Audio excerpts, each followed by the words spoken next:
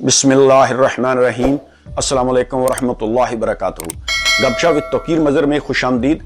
خواتین و حضرات، میں نے پچھلی ویڈیو میں آپ کو آٹمن امپائر یعنی خلافت عثمانیہ کے بارے میں جانکاری دی تھی۔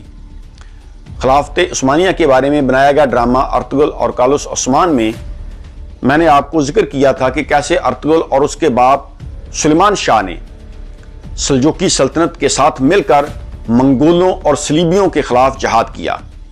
آج کی اس ویڈیو میں بات وہیں سے شروع کروں گا جہاں پر میں نے اپنی لاسٹ ویڈیو کا اختتام کیا تھا۔ سلطان غیاث الدین کیخسرو نے عثمان کو اپنے دربار میں بلایا۔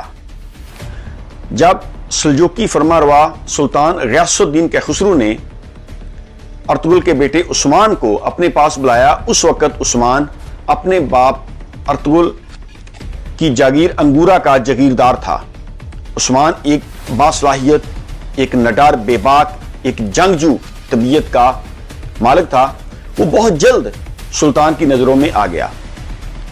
سلطان غیاث الدین کیخسرو نے عثمان کو اپنے پاس محل میں بلایا اور عثمان کو اپنی فوج کا سپہ سالار بنا دیا۔ کچھ عرصہ بعد سلطان نے عثمان کی شادی اپنی بیٹی سے کر دی۔ عثمان کونیا میں رہنے لگا اور تھوڑی دیر بعد وہ سلطنت کا وزیر اعظم بن گیا۔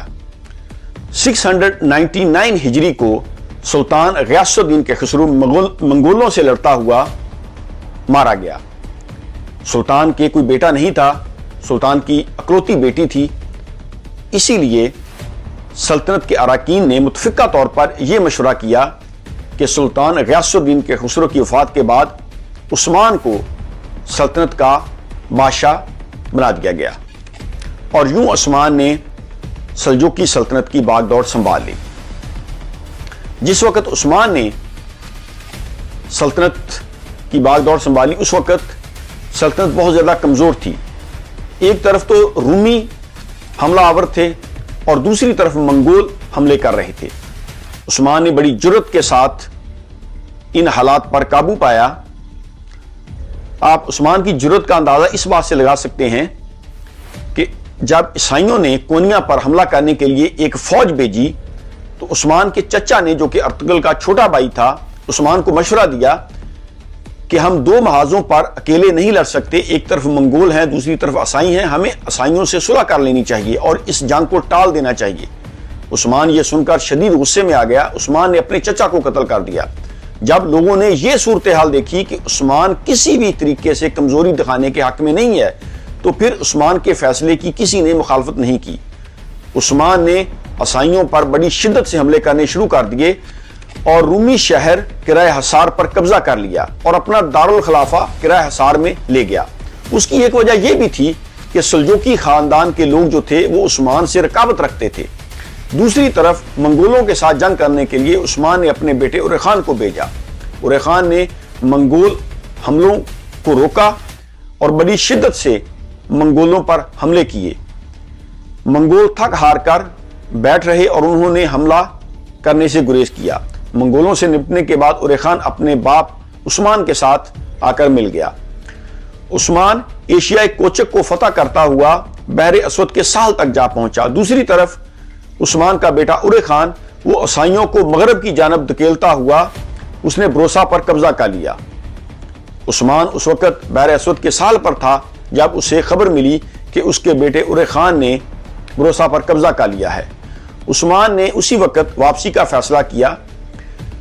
اس وقت عثمان کافی بیمار تھا۔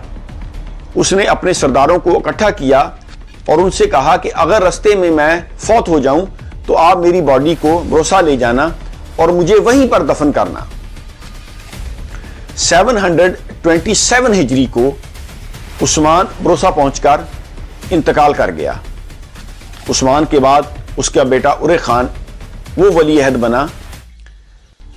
عثمان نے فوت ہونے سے پہلے اپنے بیٹے اورے خان کو رومی سلطنت اور منگولوں کے بارے میں کیا ہدایت کی؟ اورے خان نے کیسے دارہ دانیال کو عیسائیوں کے حملوں سے محفوظ رکھا؟ اورے خان کب سلطنت کا ولی عہد مقرر ہوا اور اورے خان نے ایک ایسی فوج بنائی جس سے پہلے ایسی فوج کا کوئی کنسیپٹ نہیں تھا، وہ فوج کن افراد پر مشتمل تھی اور اینڈریا نوپل کا واقعہ کیسے پیش آیا۔ اگر آپ کو ان باتوں میں دلچسپی ہے تو آپ ہماری آنے والی ویڈیوز جو ہیں وہ دیکھتے رہیے۔ جب تک کے لیے آپ اپنے میزبان توقیر مظہر کو اجازت دیجیے۔ Thank you very much. اللہ حافظ۔